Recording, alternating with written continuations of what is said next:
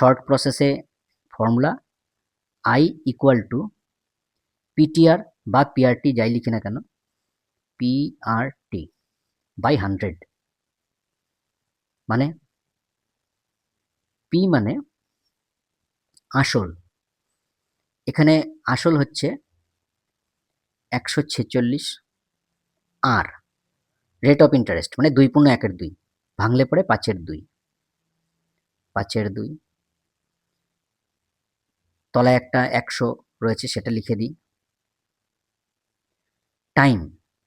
টাইমটা হচ্ছে 1 দিন, কিন্তু রেট অফ ইন্টারেস্ট সুদের হারটা বছরে দেওয়া, বার্ষিক, তাহলে 1 দিনটাকেও আমাকে বছরে কনভার্ট করতে হবে। 65 দিনে যেহেতু 1 বছর হয়, তাহলে আমরা কি করব, 1 দিনকে 365 দিয়ে যদি ভাগ করি তাহলে সেটা বছরে কনভার্ট হবে।